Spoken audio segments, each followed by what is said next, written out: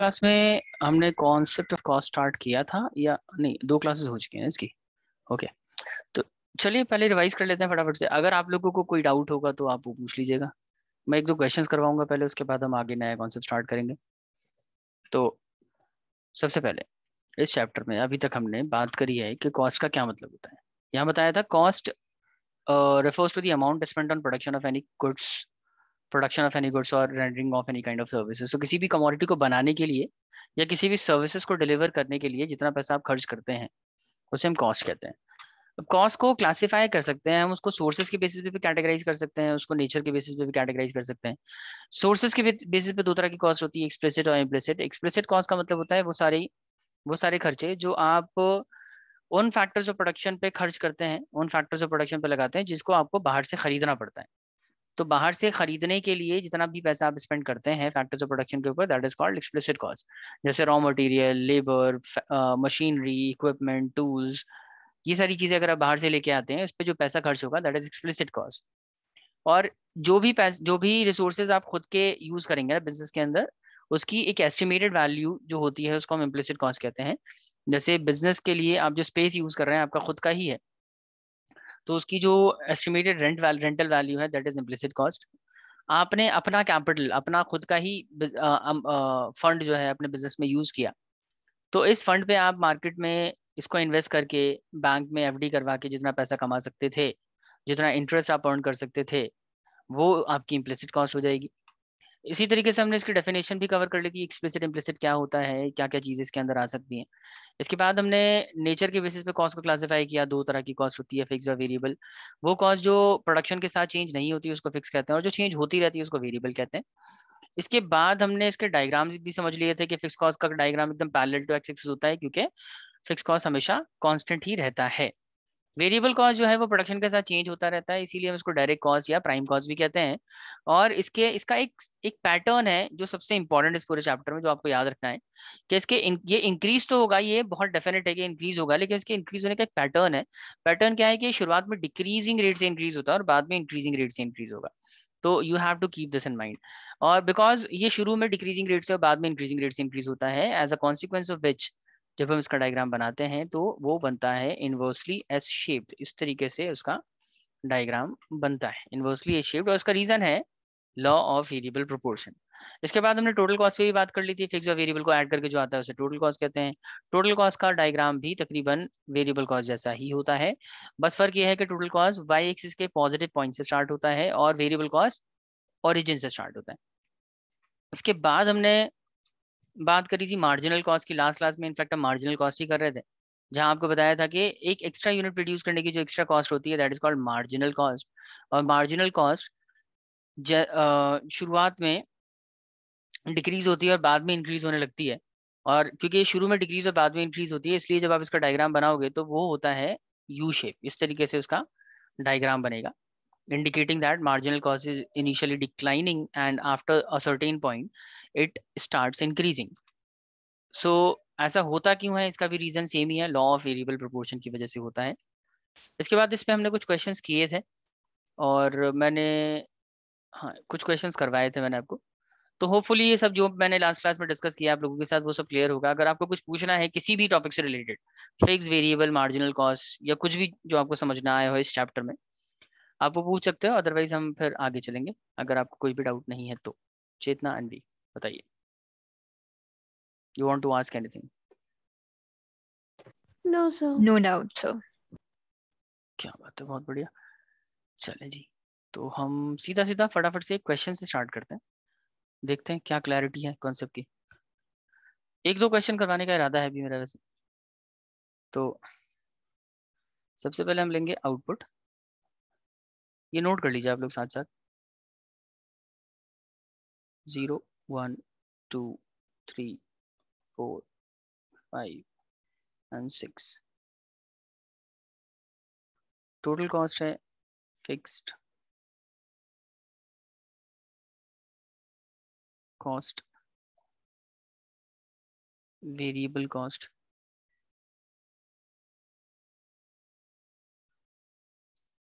Total cost, और इसके अलावा आपको एक वेरिएबल कॉस्ट भी गिवन है। सॉरी मार्जिनल कॉस्ट भी गिवन है।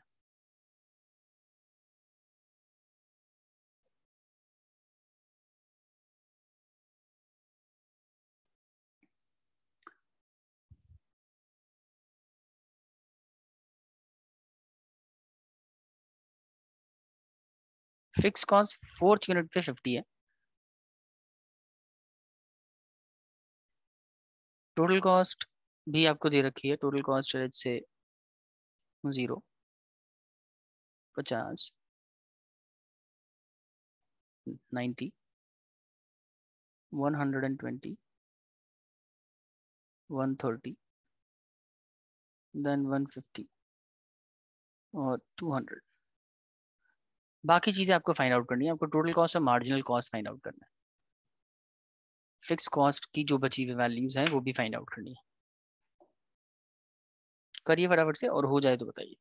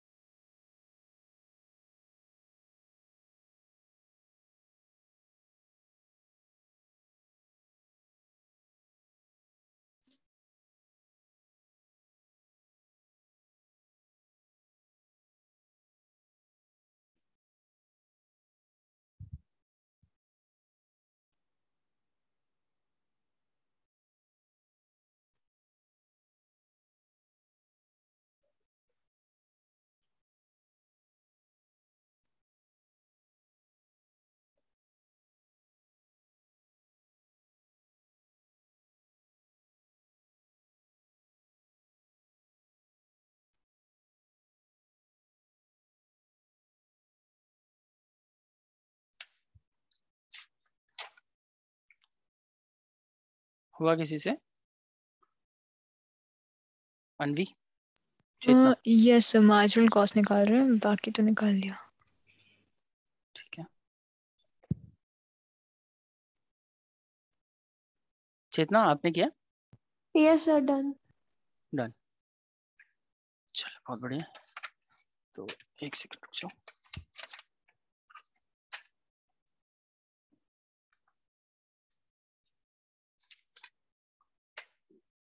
हाँ जी, तो सबसे पहले क्योंकि 4th यूनिट पे फिक्स कॉस्ट आपको 50 दे रखी है, तो बाकियों पे भी है, ये तो सेम ही हो जाएगी। 50, 50, 50, 50 और 50।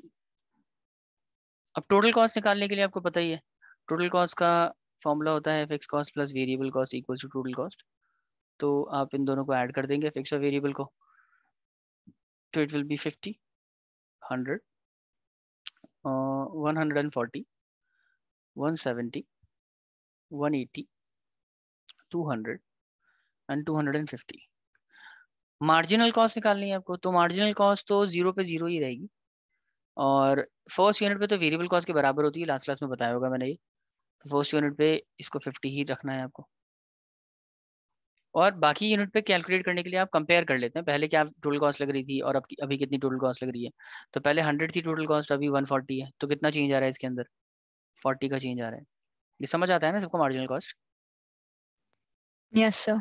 हाँ, यस तो सर। 40 का चेंज आया यहाँ पे 30 का चेंज आया, 30 मार्जिनल कॉस्ट, यहाँ पे 10 का चेंज है, 10 मार्जिनल कॉस्ट, यहाँ 20 का चेंज है, 20 मार्जिनल कॉस्ट, और फिर 50 का चेंज है तो 50 मार्जिनल कॉस्ट। डन, ठीक है जी। ऐसे ही एक और सवाल करेंगे। This is the question, please note this down and start solving it.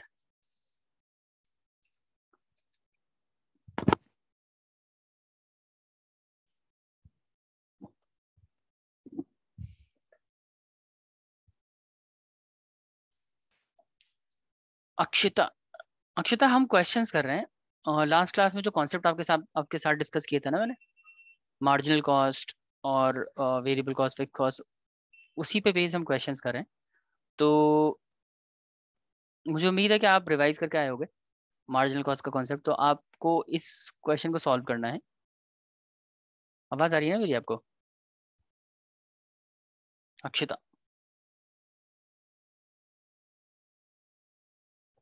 मुझे आवाज नहीं आ रही आपकी अक्षिता। आप चैट में भी बता सकते हो मुझे अगर कोई प्रॉब्लम है तो। चले बाकी लोग ट्राई करें क्वेश्चन। अक्षिता आप भी ट्राई करो।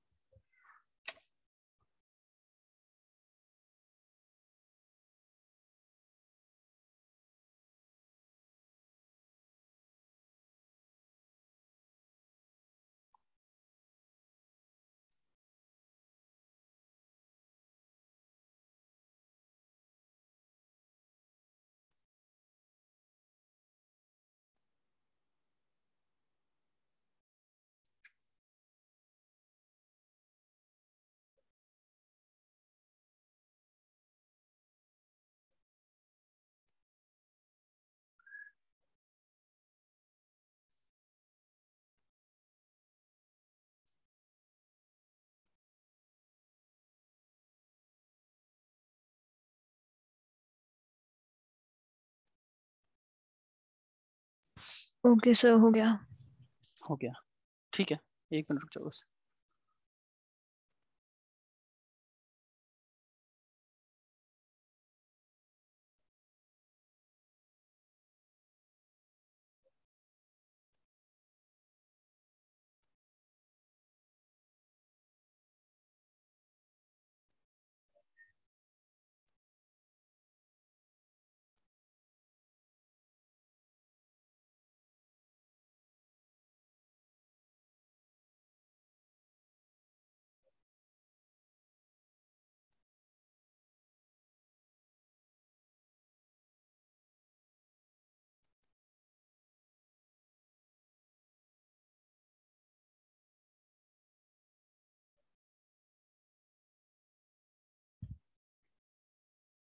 चेतना कर लिया आपने?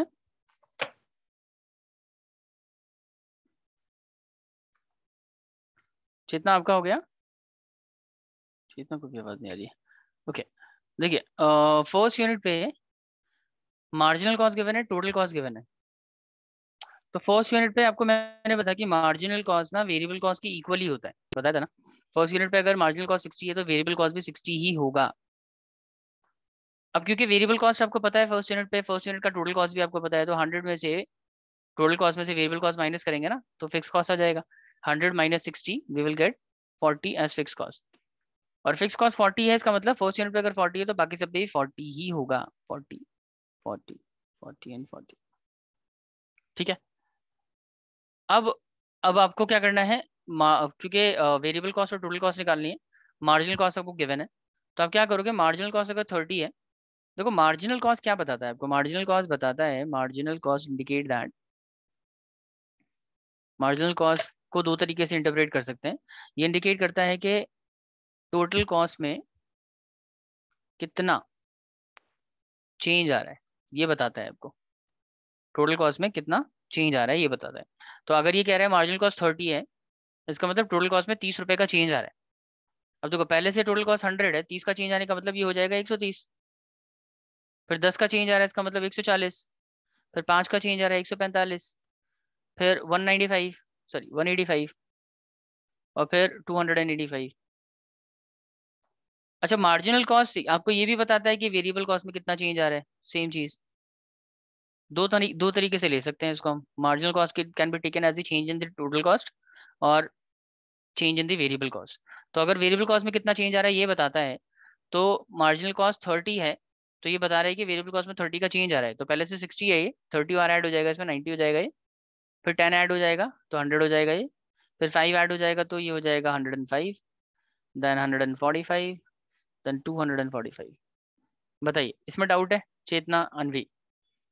नो सर, सारे सही है। No. चलो अब ये करिए, अब सिमिलर ही है ये क्वेश्चन भी। आउटपुट से कंसिडर करना है, output TC MC VC FC. इसके बाद एक और करेंगे, उसके बाद हम नया कॉन्सेप्ट स्टार्ट करेंगे।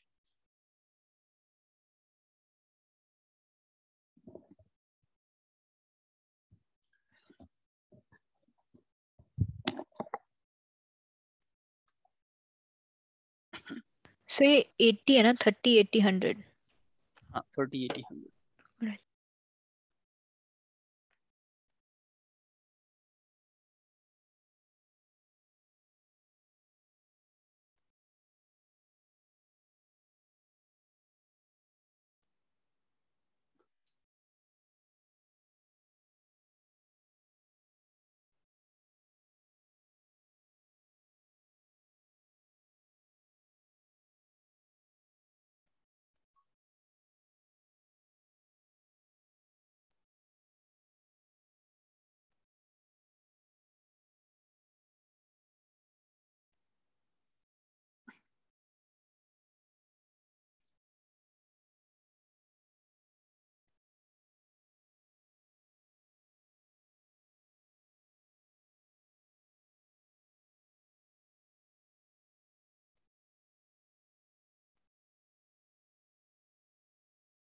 हो गया सर।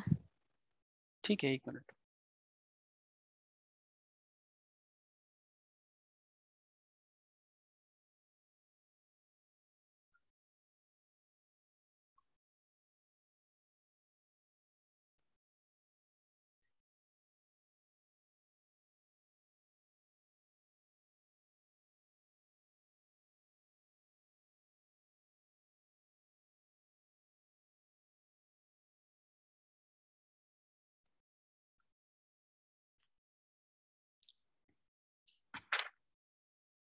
इतना आपका भी हो गया, कर रहे हो अभी आप?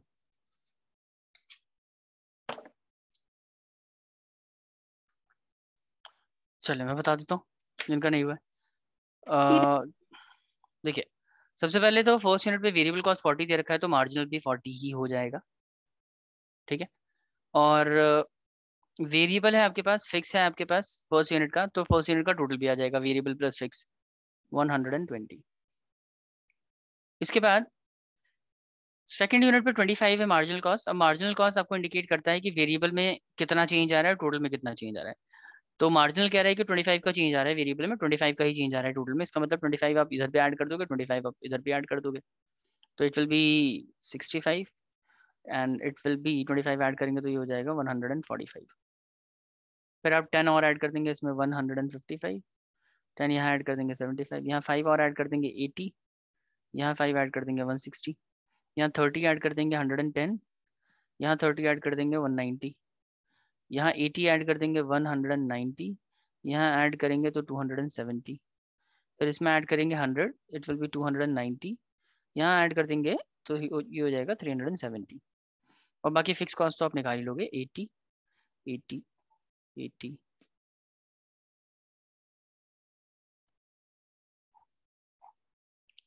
कोई डाउट है किसी को? अनवी सेम ही आंसर आ रहा है आपका? Yes sir. चलो बहुत बढ़िया। अब एक लास्ट सवाल, उसके बाद आगे बढ़ते हैं।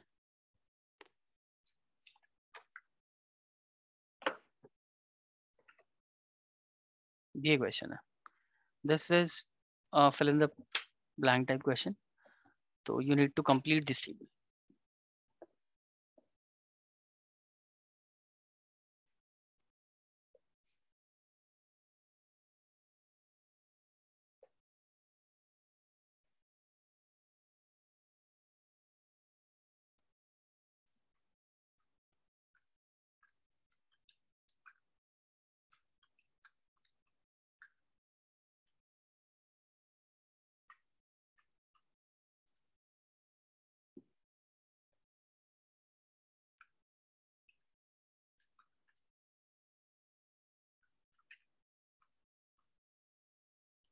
सो एक सेकेंड, यहाँ मार्जिनल उसमें 100 लिखा हुआ है 1 से स्टार्ट होने पे।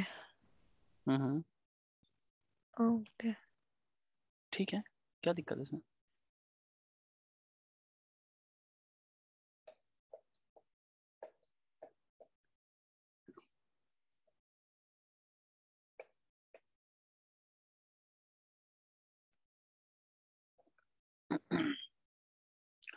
बाकी स्टूडेंट्स कहाँ हैं आज? स्पर्श नहीं है, अक्षिता भी, अक्षिता ने ज्वाइन करके लीव कर दिया है।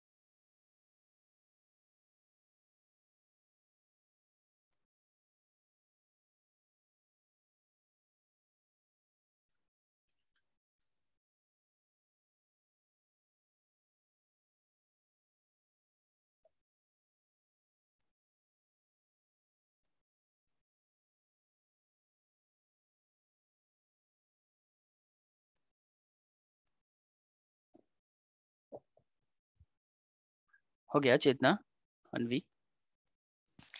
No, so just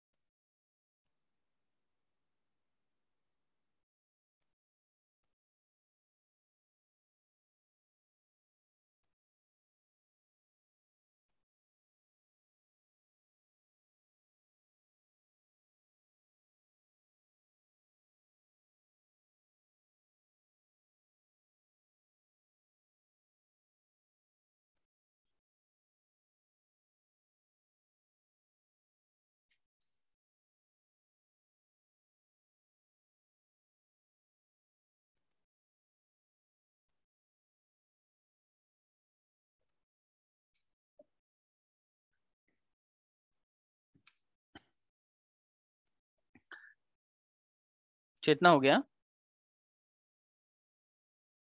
अनवी टाइम लग रहा है? yes sir, last two blanks. Just doing that. ठीक है कर लो, उसके बाद स्टार्ट करते हैं। Hmm. चेतना आप भी पूछ लो अगर कोई डाउट है तो। मेरी आवाज आ रही है ना आपको? आज रिस्पॉन्ड नहीं कर रही हैं आप। Yes, sir. Okay पूछिए sir, अगर कोई। हो गया। ठीक है ओके, चलो तो मैं स्टार्ट करता हूँ, आप देख लो। चेत सॉरी, देखिए मैंने बताया कि मार्जिनल कॉस्ट और वेरिएबल कॉस्ट तो फर्स्ट यूनिट पे सेम ही होता है। तो अगर ये मार्जिनल कॉस्ट 100 दे रखा है, इसका मतलब ये वेरिएबल कॉस्ट भी 100 ही होगा। अब फर्स्ट यूनिट पे वेरिएबल कॉस्ट है आपके पास, फर्स्ट यूनिट पे टोटल कॉस्ट है आपके पास, फर्स्ट यूनिट का फिक्स कॉस्ट मिसिंग है। तो फिक्स कॉस्ट निकालने के लिए क्या करेंगे, टोटल कॉस्ट में से आप वेरिएबल कॉस्ट माइनस करोगे ना, तो you will get the fix cost. ठीक है, तो हम यही कर रहे हैं।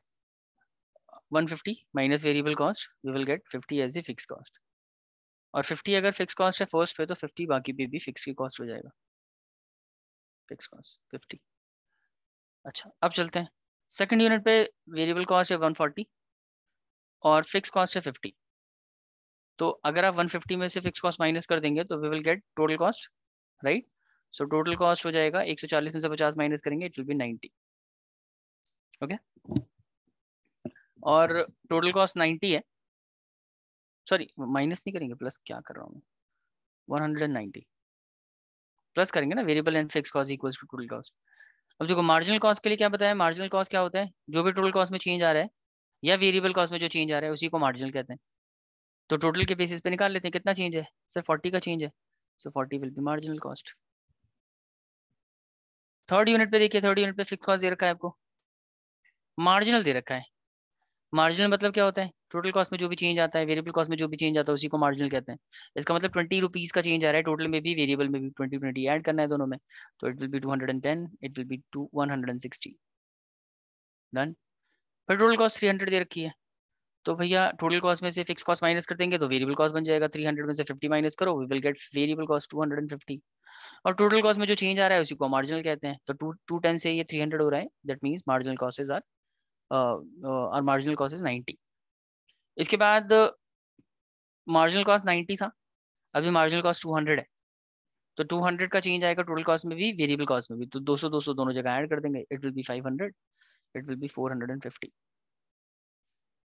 बस हो गया, दिस इज इट। बताइए किसी क्वेश्चन में कोई डाउट, कोई परेशानी और सवाल ऐसा आप ऐसे करना चाहते हैं आप, या हम कुछ नया स्टार्ट करें, प्लीज टेल मी। so ये वाला ही मेरा गलत था, बाकी तो सही हो गया। अच्छा चेतना आपका क्या स्टेटस है, हो गया या आराम से, या परेशानी हुई इसमें? सर लास्ट पॉइंट में प्रॉब्लम थी वैसे तो हो गया था। अच्छा एक और कर लें, क्या कहते हैं? yes sir. यस एक, सर। ठीक है एक कर लेते हैं, तो नोट कर लो मेरे साथ ही output 1 2 3 4 5। Variable cost, then marginal cost, fixed cost and total cost.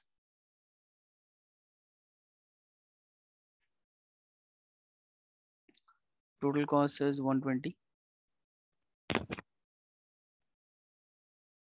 or marginal cost is 20. Then variable cost is 35. Is missing, this is missing, this is missing. Okay. Then it is 140. Missing. Then marginal cost is 60. Missing. And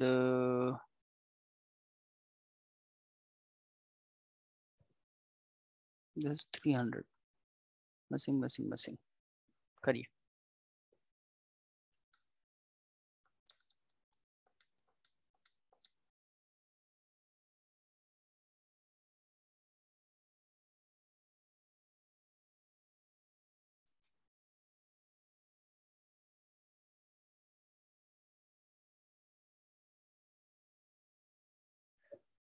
स्पर्श, क्या हाल है भाई? इतना बहुत late join कर रहे हैं आप आजकल, क्या बात है? सर आज मैं घर पे नहीं था, इसलिए मैं पिछली क्लास भी नहीं करवाया था अपनी। अच्छा, तो अभी आप घर पे आ गए हो? Yes sir. अच्छा, तो स्पर्श आज हम मार्जिनल कॉस्ट का जो कॉन्सेप्ट हमने किया था ना लास्ट क्लास में, और जो बाकी कॉस्ट किए हैं इस चैप्टर में, उसी पे बेस्ड हम न्यूमेरिकल्स कर रहे हैं, इस तरह के टेबुलर फॉर्म क्वेश्चंस कर रहे हैं। तो ये क्वेश्चन अभी दिया है मैंने करने के लिए आपको, ये ट्राई कीजिए, हो जाता है तो ठीक है। Okay sir. अभी कुछ नया स्टार्ट किया नहीं इस चैप्टर में, क्योंकि आज सब स्टूडेंट अटेंड कर भी नहीं रहते हैं। अक्षिता का भी कुछ नेटवर्क का इशू चल रहा है। Okay sir.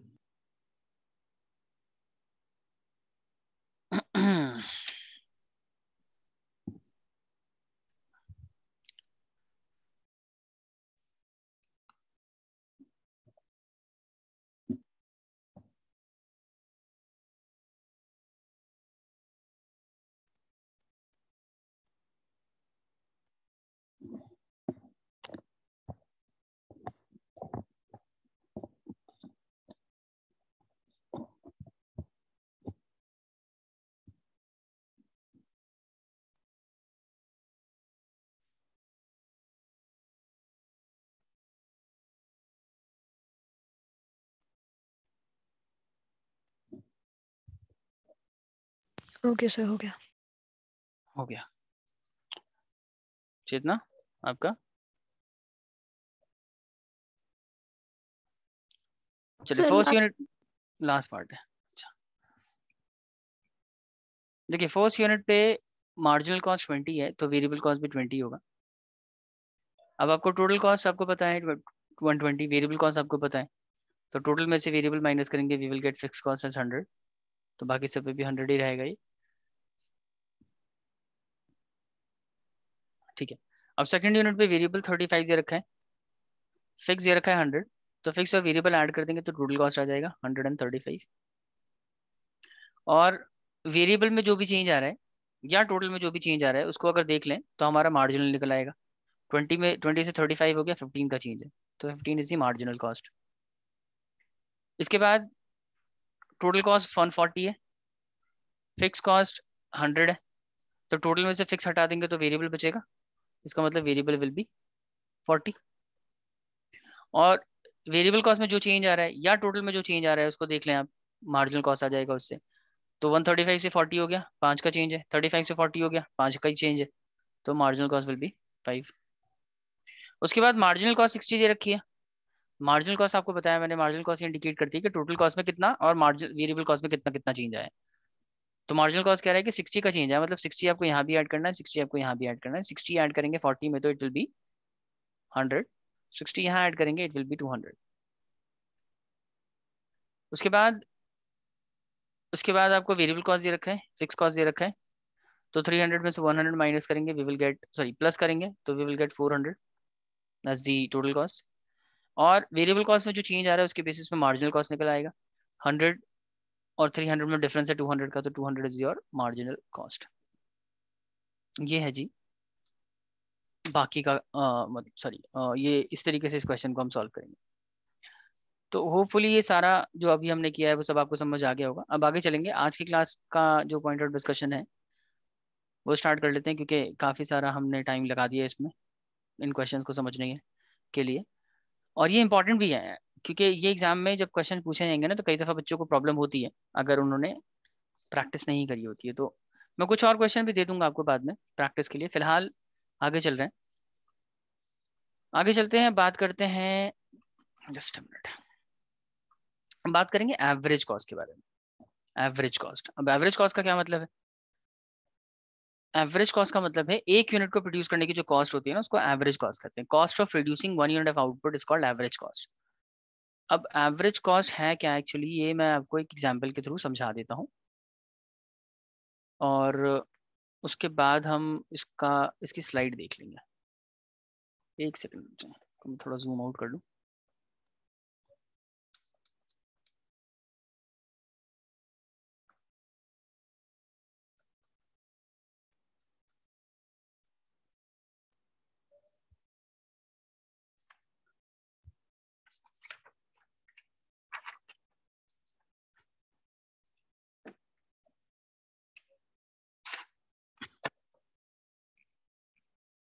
हाँ जी,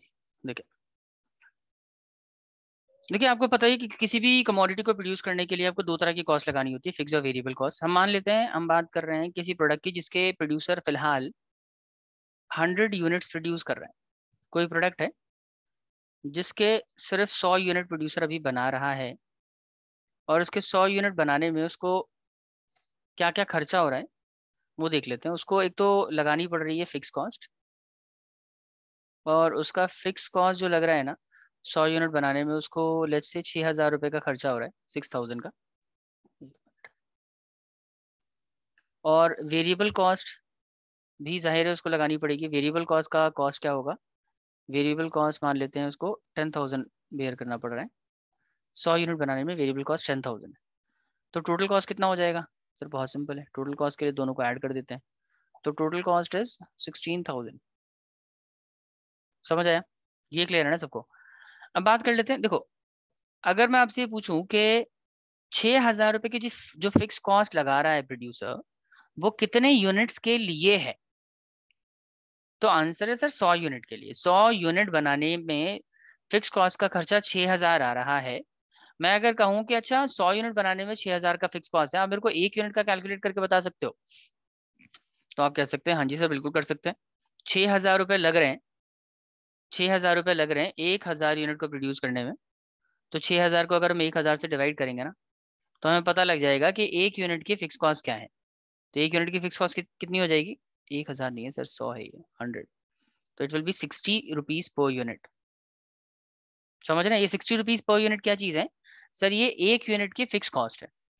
एक यूनिट की 100 यूनिट की 6,000 है फिक्स कॉस्ट, लेकिन एक यूनिट बनाने पे फिक्स कॉस्ट तकरीबन तकरीबन कितना पड़ेगा? 60 रुपीज पर यूनिट। तो दैट इज कॉल्ड, एक यूनिट का जो फिक्स कॉस्ट होता है ना उसको कहते हैं average fix cost. This is called average fix cost. अच्छा, जिस तरीके से मैंने फिक्स कॉस्ट निकाली है एक यूनिट पे, क्या आप मेरे को वेरिएबल कॉस्ट बता सकते हो एक यूनिट का? वेरिएबल कॉस्ट 100 यूनिट बनाने की 10,000 रुपए है, एक यूनिट बनाने की कितनी होगी variable cost? Any idea? Sir 100। 100।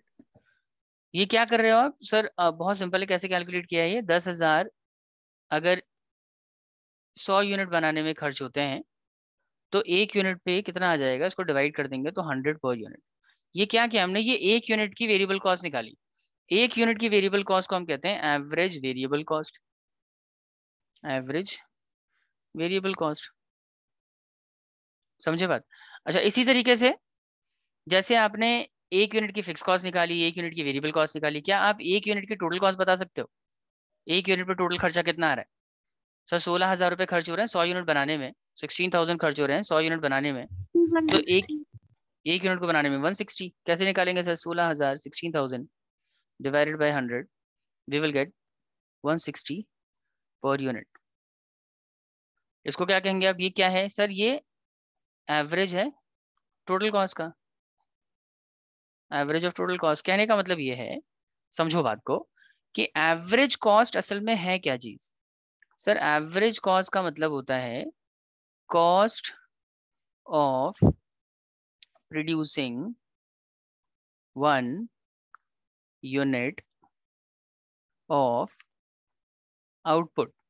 एक आउटपुट, एक यूनिट आउटपुट का एक यूनिट प्रोड्यूस करने में जो भी कॉस्ट लग रही है, that is called average cost of producing 1 unit. Average cost कहते हैं उसको। और आप एवरेज कौन कौन सी कॉस्ट को एवरेज कर सकते हैं, कौन कौन सी कॉस्ट का एवरेज निकाल सकते हैं? सबका निकाल सकते हैं। फिक्स का भी निकाल सकते हो, वेरिएबल का भी निकाल सकते हो, टोटल का भी निकाल सकते हो। तो अल्टीमेटली अगर मैं आपसे पूछूं एवरेज कॉस्ट कितने तरह की होती है, जवाब क्या है? 3 तरह की होती है सर। एक होती है sir average fix cost, average fix cost. एक होती है average variable cost, average variable cost. और एक और होती है एवरेज टोटल कॉस्ट। तीन तरह की कॉस्ट होती है। अब सबकी एवरेज कर सकते हैं तो 3 तरह की एवरेज कॉस्ट बन जाएगी, एवरेज टोटल कॉस्ट। अच्छा, एवरेज फिक्स कॉस्ट निकालने का क्या तरीका है? क्या करा है हमने? ऊपर फिक्स कॉस्ट को ओवरऑल क्वांटिटी से डिवाइड कर दिया है ना।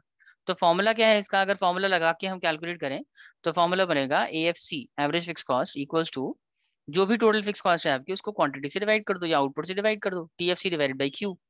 सिमिलरली वेरिएबल कॉस्ट का एवरेज करने के लिए आप क्या करोगे? AVC कहते हैं उसको। एवरेज वेरिएबल कॉस्ट निकालने के लिए हम क्या करेंगे? टोटल वेरिएबल कॉस्ट जो भी है उसको क्वांटिटी से डिवाइड कर देंगे। और टोटल कॉस्ट का एवरेज करने के लिए क्या करेंगे? सर बहुत सिंपल है, एवरेज टोटल कॉस्ट यानी कि ATC निकालने के लिए आप टोटल कॉस्ट को क्वांटिटी से डिवाइड कर देंगे। ऑल्टरनेटिवली आप एक और काम कर सकते हो। देखो ऊपर हमने क्या किया, एवरेज टोटल कॉस्ट निकालने के लिए 16,000 को 100 से डिवाइड किया है तो 160 पर यूनिट आ गया।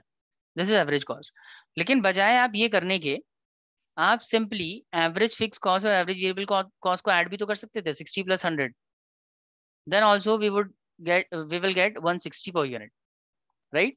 तो इन दैट केस ऑल्सो हमारा 160 आएगा, सेम ही आंसर आएगा। यानी कि average total cost can be calculated either by adding AFC AVC, right? Or you can also calculate the ATC by dividing the total cost by the total number of units. समझ आया सबको? Average cost क्या है? एक unit की जो cost होती है इसको एवरेज कॉस्ट कहते हैं। एवरेज कॉस्ट 3 तरह की होती है, average fix cost, average variable cost और एवरेज टोटल कॉस्ट। बताइए स्पर्श, अक्षिता, चेतना, अनवी, एनी डाउट? सर क्लियर है। अक्षिता Last क्लियर है? क्लियर है सर। अक्षिता आपको क्लियर है?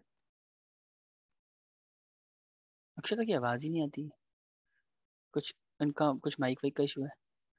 चलें कोई बात नहीं, आई होप आपको समझ आ ही गया होगा। चलते हैं हम लोग एक बार इसको स्लाइड से कवर कर लेते हैं। तो आपको बस ये याद रखना है, एक यूनिट की कॉस्ट को हम एवरेज कॉस्ट कहते हैं।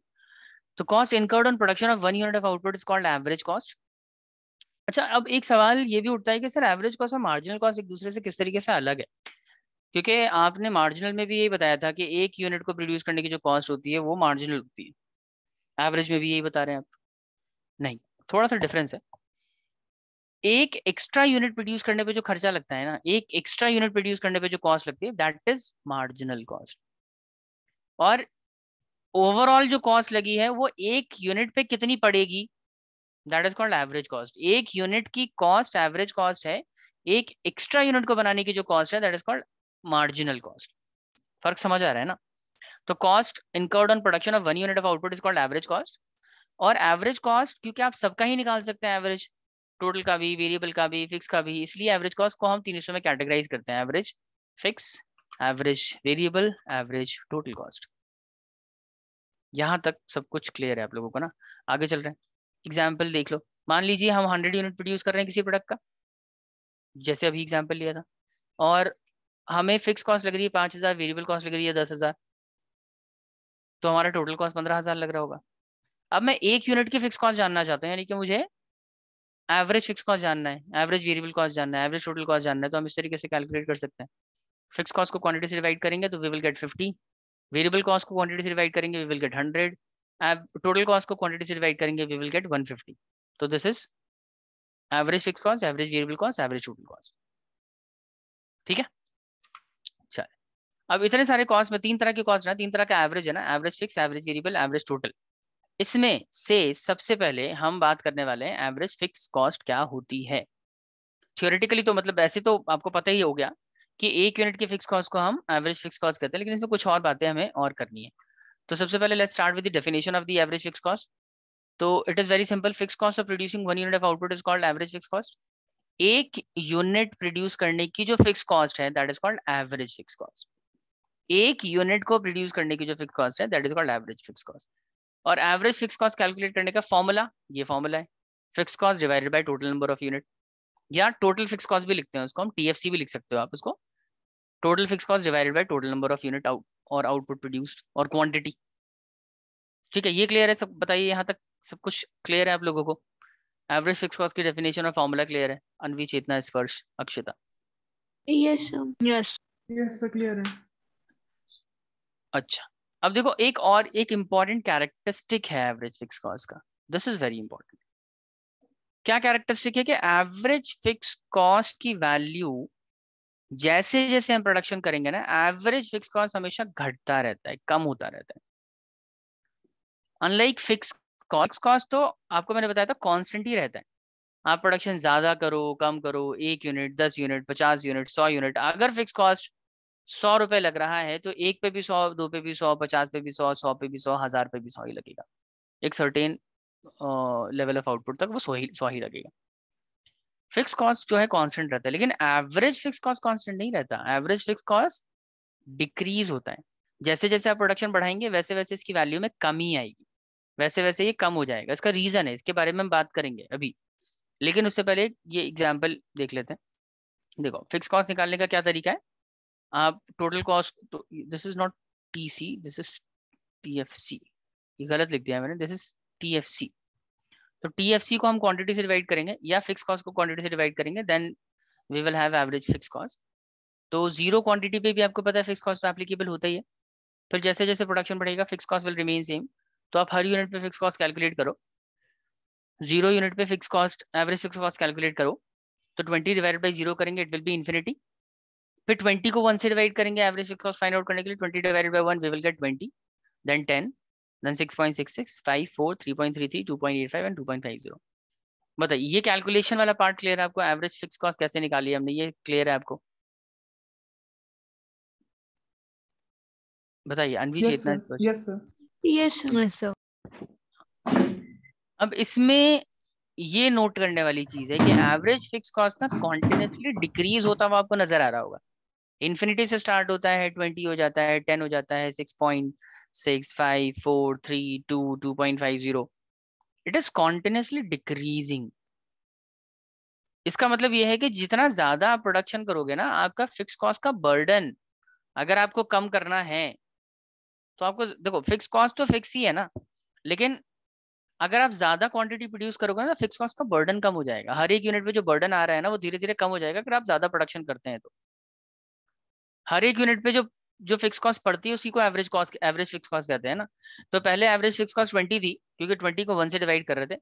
नेक्स्ट टाइम ये 10 हो गया, 6.6 हो गया, 5 हो गया, 4 हो गया, 3 हो गया। इसीलिए कहते हैं कि एवरेज फिक्स कॉस्ट जैसे जैसे आप प्रोडक्शन बढ़ाते हैं, जैसे जैसे आप इंक्रीज करते हो प्रोडक्शन, एवरेज फिक्स कॉस्ट की क्वांटिटी वैसे वैसे घटती रहती है। समझ आ रहा है ना? कोई मुश्किल तो है नहीं ये समझना कि प्रोडक्शन बढ़ेगा तो एवरेज फिक्स कॉस्ट कम हो जाएगा। सवाल उठता है ऐसा होता क्यों है? बहुत सिंपल है भाई, फिक्स कॉस्ट को ही आप डिवाइड कर रहे हो क्वांटिटी से हर बार, और सेम फिक्स कॉस्ट को आप हर बार ज्यादा क्वांटिटी से डिवाइड करते हैं, तो उसकी वैल्यू तो कम होगी ही ना। फिक्स कॉस्ट 20 है, पहले आपको उसको 1 से डिवाइड करना था, नेक्स्ट टाइम आपने उसको 2 से डिवाइड कर दिया, फिर 3 में डिवाइड कर दिया, फिर 4 में, फिर 5 में, तो धीरे धीरे तो उसकी वैल्यू कम हो ही जाएगी ना। इसीलिए एवरेज फिक्स कॉस्ट ना कम होता है। तो अगर मैं आपसे पूछूं एवरेज फिक्स कॉस्ट कम क्यों होता है, आपका जवाब क्या होना चाहिए? क्योंकि fix cost through out constant रहता है, इसलिए एवरेज फिक्स कॉस्ट घटता रहता है। समझ आया? अच्छा, लेकिन घटते घटते ऐसा नहीं हो सकता कि ये 0 हो जाए। ऐसा नहीं है कि 20 से स्टार्ट हुआ, फिर 10 हो गया, 6 हो गया, 5 हो गया, 3, 2, 2.5, और ऐसे जिस तरीके से घट रहा है आपको लग रहा है कि ये आने वाले टाइम में 0 भी हो जाएगा ना, ऐसे नहीं होगा। Fix cost can never be 0। और क्या रीजन है उसका फिक्स कॉस्ट क्यों नहीं 0 हो सकता? क्योंकि average fix cost can never be 0, और एवरेज फिक्स कॉस्ट क्यों नहीं जीरो हो सकता? क्योंकि फिक्स कॉस्ट जीरो नहीं होता ना। आप फिक्स कॉस्ट के बेसिस पे तो एवरेज निकालते हैं उसका, fix cost divided by quantity, fix cost divided by quantity, fix cost divided by quantity. और जब जब तक देखो फिक्स कॉस्ट तो आपको कोई ना कोई पॉजिटिव वैल्यू रहेगी ना आपके पास, चाहे वो 20 लगे, 50 लगे, 100 लगे, तो फिक्स कॉस्ट कुछ ना कुछ होगा। Fix cost can never be zero. और अगर कोई ना कोई वैल्यू है, आप उसको क्वांटिटी से डिवाइड करोगे तो you will always get some positive value as answer, as average fix cost. Average fix cost zero नहीं हो सकता कभी, क्योंकि फिक्स कॉस्ट ही कभी जीरो नहीं होता। अगर फिक्स कॉस्ट जीरो हो सकता था तो ये भी जीरो हो जाता। तो average fix cost continuously decline with the increase in output. क्यों होता है? This happens because cost remain, fix cost remain constant at every unit of output, but even if it goes declining with every output it can never be zero. ठीक है, ये घटते घटते zero नहीं हो सकता। अच्छा, इसको हम डायग्रामेटिकली अगर इंडिकेट करें, मान लीजिए ये आपका एवरेज फिक्स कॉस्ट था, फर्स्ट यूनिट पे देखो, 0 यूनिट पे एवरेज फिक्स कॉस्ट की वैल्यू इन्फिनिटी है, तो 0 पे इन्फिनिटी तो आप डायग्राम पे इंडिकेट कर ही नहीं सकते ना। Infinity is something that can not be represented on the diagram, तो हम इन्फिनिटी वाले पॉइंट को इंडिकेट करते नहीं है। हम 1 से स्टार्ट करते हैं, 1 पे एवरेज फिक्स कॉस्ट 20 है, तो लेट्स से ये हो गया 1 पे 20। उसके बाद 2 पे वो घट के 10 हो जाता है, 3 पे और कम हो जाता है, 4 पे और कम हो जाएगा, 5 पे और कम हो जाएगा, 6 पे और कम हो जाएगा, 7 पे और कम हो जाएगा। समझ रहे हैं? और ऐसे घटता ही रहेगा, लेकिन घटते घटते घटते घटते it can never be zero. और इसीलिए क्योंकि जीरो नहीं हो सकता, इसलिए जब आप इसका डायग्राम बनाएंगे ना, इस तरीके से डायग्राम बनेगा, तो आप ये देखेंगे कि कर्व ना एक्स एक्सिस के नजदीक आता रहता है हमेशा, धीरे धीरे धीरे धीरे एक्स एक्सिस के करीब बढ़ रहा है, ऊपर से नीचे की तरफ जा रहा है। लेकिन इट डज नॉट मीन कि वो एक पॉइंट पे जाके एक्स एक्सिस को टच कर लेगा। दैट कैन नेवर हैपन, ऐसा हो ही नहीं सकता। समझ रहे हैं? ये कभी भी एक्स एक्सिस को टच नहीं कर सकता। क्यों नहीं कर सकता? क्योंकि एवरेज फिक्स कॉस्ट कभी जीरो नहीं हो सकता। This is one of the important characteristics of the AFC cat, के ये कभी भी एक्स एक्सिस को टच नहीं करता। और एक और स्पेशल फीचर है कि ये वाई एक्सिस को भी टच नहीं करता। देखो कहाँ टच कर रहा है, वाई एक्सिस को कहाँ टच कर रहा है? नहीं कर रहा ना। ये एक्स और वाई एक्सिस के बीच में, it can never touch X axis, it can never touch Y axis. X axis को टच ना करने का रीजन हमको पता है कि उसकी वैल्यू जीरो नहीं हो सकती, इसलिए वो टच नहीं होगा कभी। लेकिन वाई एक्सिस को टच नहीं कर सकता, इसका रीजन क्या है? इसका रीजन ये है कि जीरो क्वांटिटी पे ना एएफसी की वैल्यू को हम रिप्रेजेंट ही नहीं कर सकते डायग्राम पे। क्योंकि देखो ये वाला जो कर्व है, ये इस वाई एक्सिस को तो तभी तभी टच करेगा ना जब जीरो पे उसकी कोई वैल्यू आप इंडिकेट कर पाओगे। जीरो पे इसकी वैल्यू इन्फिनिटी होती है, क्योंकि इसकी वैल्यू जीरो पे इन्फिनिटी होती है, तो आप इन्फिनिटी को कैसे इंडिकेट करोगे डायग्राम पे? इसलिए ना तो ये वाई एक्सिस को टच करेगा, ना ही एक्स एक्सिस को टच करेगा। समझ आया? और ये जो डायग्राम है ना, इसका नाम रखा गया, इसका नाम है, ये जो कर्व है ना, इसको उसको कहते हैं रेक्टेंगुलर हाइपरबोला कर्व। जैसे बहुत सिंपल है, फिक्स कॉस्ट को हम straight line parallel to X axis curve कहते हैं ना, variable cost inversely S shaped curve है, total cost inversely S shaped curve है, मार्जिनल कॉस्ट का भी नाम है, marginal cost curve is U shaped curve. इसी तरीके से ये जो शेप है, इसको कहते हैं rectangular hyperbola curve. This is a downward sloping curve. बस इसका नाम रख दिया गया, हाइपरबोला कर्व कहा जाता है इसको, रेक्टेंगुलर हाइपरबोला कर्व कहा जाता है इसको। बताइए, यहाँ तक जो भी बताया मैंने आपको क्लियर है? अनवी, चेतना, अक्षता, स्पर्श? यस। और स्पर्श, कोई डाउट? यस सर, क्लियर है। क्लियर। तो एक बार फिर से देख लेते हैं। एवरेज फिक्स कॉस्ट, एक यूनिट को प्रोड्यूस करने की कॉस्ट को एवरेज फिक्स कॉस्ट कहते हैं। एवरेज फिक्स कॉस्ट कैलकुलेट करने का फॉर्मूला होता है fix cost divided by quantity या आउटपुट। और जैसे जैसे आउटपुट बढ़ता है, वैसे वैसे फिक्स कॉस्ट जो है, उसकी एवरेज फिक्स कॉस्ट की वैल्यू कम होती रहती है। लेकिन कम होते होते ये कभी भी जीरो नहीं हो सकती। जीरो नहीं हो सकता क्योंकि फिक्स कॉस्ट ही कभी जीरो नहीं होता। और इसकी मैक्सिमम वैल्यू क्या होती है? इसकी मैक्सिमम वैल्यू इन्फिनिटी होती है, क्योंकि जीरो पे जब आप फिक्स कॉस्ट को डिवाइड करेंगे ना, तो any number divided by zero we will get infinity. So infinity से ये स्टार्ट होता है और घटते घटते जीरो के नजदीक आता है, बट जीरो नहीं हो पाता ये कभी। तो इसीलिए इसका डायग्राम बनता है, वो डाउनवर्ड स्लोपिंग होता है। इस डायग्राम का नाम है रेक्टेंगुलर हाइपरबोला कर्व। ठीक है, यहाँ लिखा हुआ देखिए, it neither touch X axis nor Y axis. क्यों नहीं टच करता है? It never touch X axis because at sorry, ये एक्स नहीं होना चाहिए, वाई होना चाहिए था। It never touch Y axis because at zero unit of zero unit AFC is infinity, which can not be presented on the diagram. और it never touch, यहाँ y की जगह x एक्सिस होना चाहिए था, it never touch x axis cause AFC can never be 0। Done. समझ आया यहाँ तक? कोई डाउट आप लोगों को कुछ पूछना है? सर क्लियर है। क्लियर है। तो देखो बच्चे, इसके बाद हमें एवरेज वेरिएबल कॉस्ट के बारे में पढ़ना है, लेकिन वो हम अगली ही क्लास में करेंगे क्योंकि थोड़ा सा लेंदी हो जाएगा। Average variable cost per discussion अभी नहीं कर सकते। और जितना मैंने पढ़ाया है वो आप रिवाइज करके बैठिएगा अगली क्लास में, क्योंकि अगली क्लास में जैसे ही एवीसी हम कंप्लीट कर लेंगे ना, एवीसी और एटीसी, क्योंकि 2 टॉपिक और रहेगा ना एवरेज वाले में। एएफसी तो हमने कर लिया, एटीसी और एवीसी और बच जाता है। जैसे ही वो करेंगे उसके बाद फिर से हम ऐसे टेबुलर क्वेश्चंस करेंगे, और now things will get difficult, क्योंकि अब इसमें 3 कॉस्ट और जुड़ जाएंगे ना। अभी तक हम कर रहे थे fix cost, variable cost, total cost, marginal cost, ये 4 कॉस्ट की हम कैलकुलेशन कर रहे थे। लेकिन नेक्स्ट क्लास में 3 और कॉस्ट जुड़ने वाली है, एवीसी, एटीसी, एएफसी। तो बहुत सारे कॉस्ट जब एक साथ टेबल पे आ जाते हैं ना, वो बहुत ज्यादा कॉम्प्लिकेशन क्रिएट करता है। तो मेक श्योर कि आप रिवाइज करें अच्छे से अगली क्लास अटेंड करने से पहले, अदरवाइज आपको बहुत ज्यादा प्रॉब्लम होगी, फिर आपसे क्वेश्चन नहीं हो पाएंगे। ठीक है, चलें फिर आज की क्लास में इतना ही, मिलते हैं अगली क्लास में।